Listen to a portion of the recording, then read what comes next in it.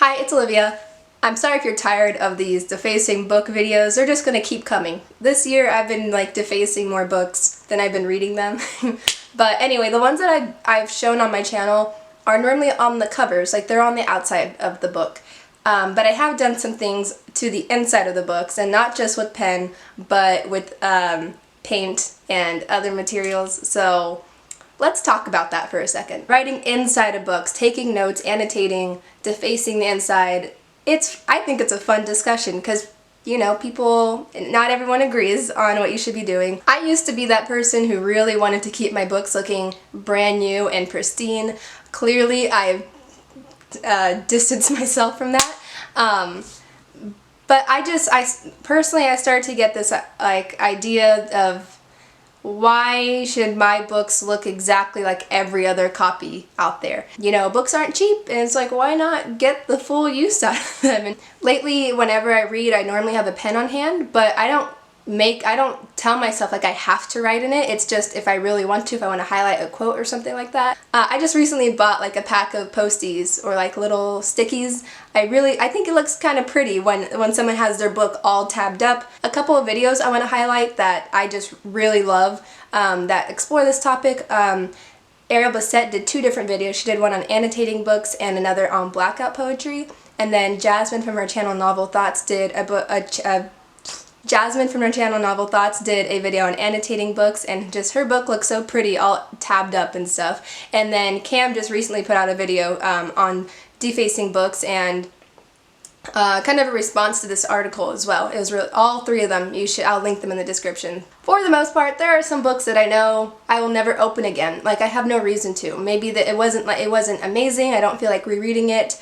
Maybe it's a text from school, and so they're just sitting there, and I don't really want to part with them also. And I love the idea of the Blackout poetry that Ariel Bissett was talking about in her video, because I get to kind of create something out of the book. I think that's really unique. And so this is one of my texts from one of my classes from last semester, and this is what I did. It says, "The black woman is beautiful," and I had so much fun doing that, and it's also leaving stuff on my fingers.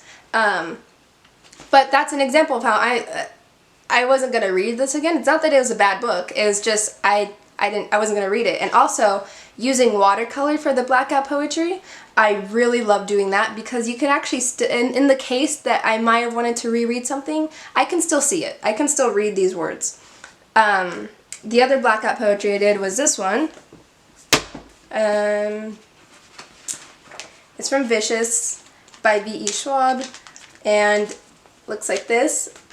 Actually, you can't always see it with the watercolor. The black kind of took over everything. This one says, "Death, his fingertips felt the body failing. He settled for the easiest death, numbness of everything sudden and strong, into black." And Victoria Schwab really has a way with the words, so it was fun finding words to use for some poetry in this one. And then this one is a little bit different from the other ones, Dexter.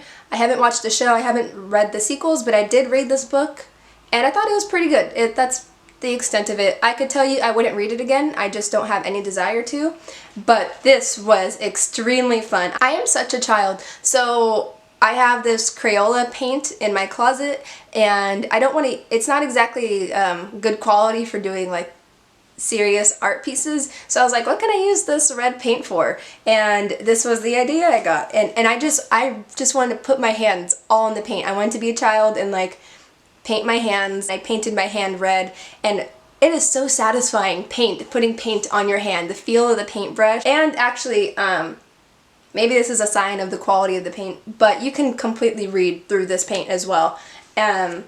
It just looks so cool. And in case you didn't know what Dexter is about, it's about a serial killer who only kills bad people.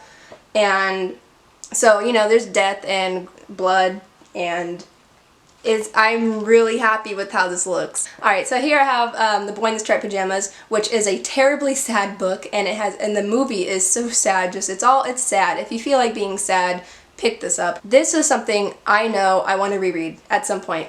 And I was like, okay, I want to draw on it, but where? So I picked the author's note page. I'm going to fold it so you don't see the last words. I'm not going to do that to you. That'd be so mean.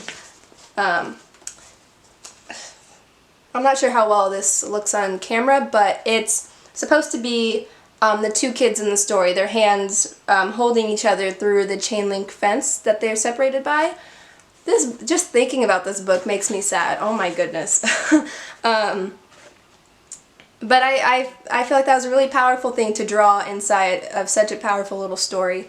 And again, making the book my own, I paid for it, might as well get my money's worth out of it. I completely understand if this is just ridiculous to you, like no way, you just have to keep it clean. I get you. I was like that, so I get it. But overall, it's just me having fun with the books that are sitting here.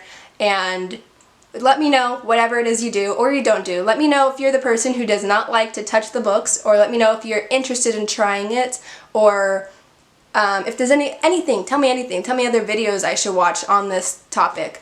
And I think that's where I'm going to end this, so thank you for watching. Bye.